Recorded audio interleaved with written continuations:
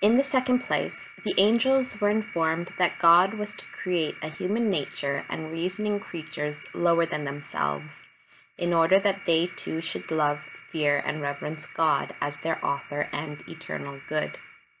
They were informed that these were to stand in high favor, and that the second person of the Blessed Trinity was to become incarnate and to assume their nature, raising it to the hypostatic union and to divine personality, that therefore they were to acknowledge him as their head, not only as God, but as God and man, adoring him and reverencing him as God-man. Moreover, these same angels were to be his inferiors in dignity and grace, and were to be his servants. God gave them an intelligence of the propriety and equity of the justice and reasonableness of such a position. For the acceptation of the merits foreseen of this man-God was exhibited to them as the source of the grace which they now possessed, and of the glory which they were to obtain. They understood also that they themselves had been, and all the rest of the creatures should be created for his glory, and that he was to be their head.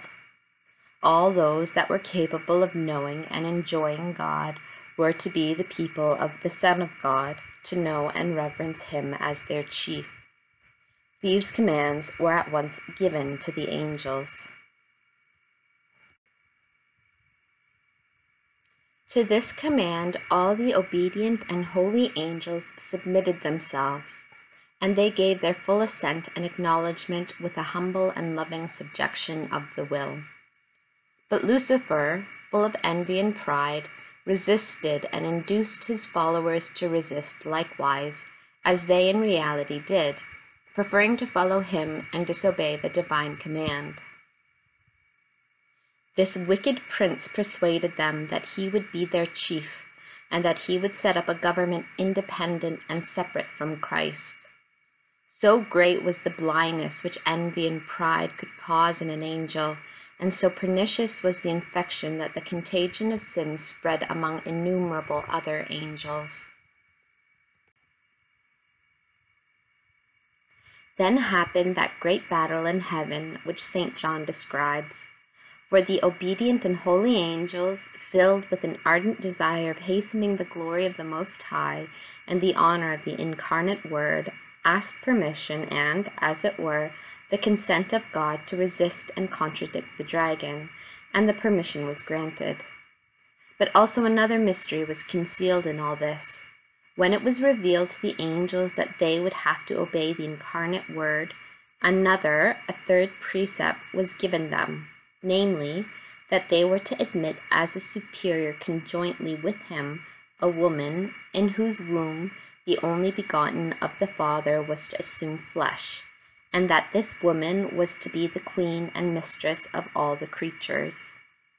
The good angels, by obeying this command of the Lord, with still increasing and more alert humility, freely subjected themselves, praising the power and the mysteries of the Most High.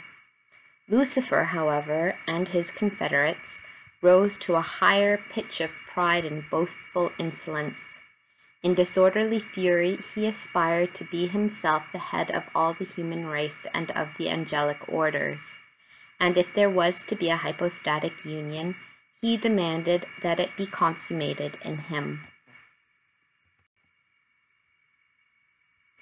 The decree constituting him inferior to the mother of the incarnate Word, our mistress, he opposed with horrible blasphemies.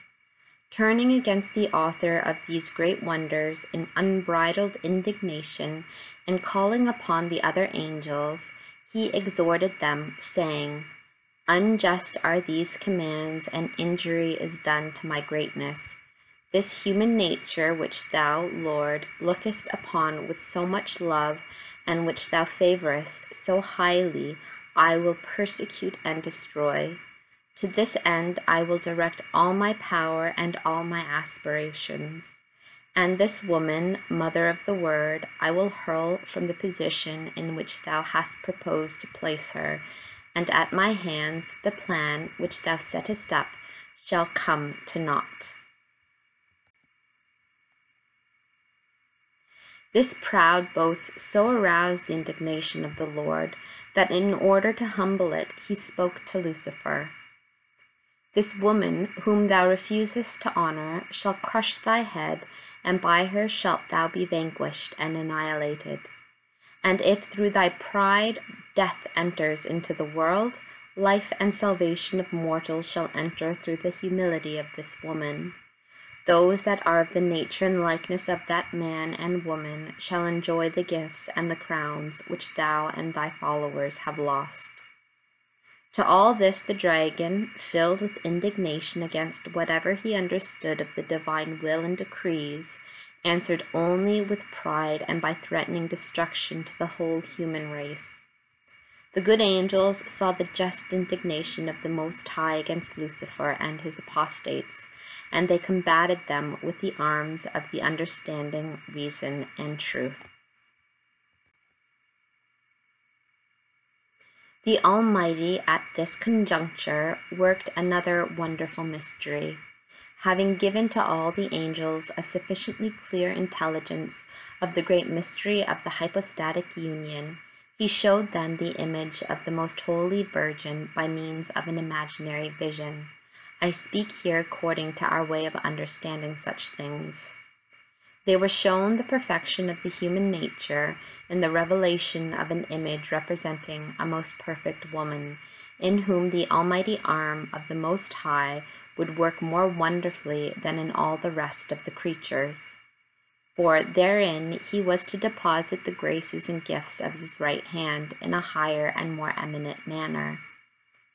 This sign or vision of the Queen of Heaven and of the Mother of the Incarnate Word was made known and manifest to all the angels, good and bad.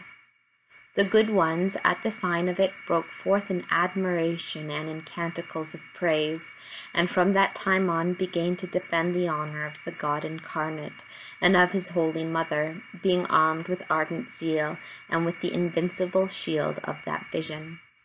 The dragon and his allies, on the contrary, conceived implacable hatred and fury against Christ and his most holy Mother.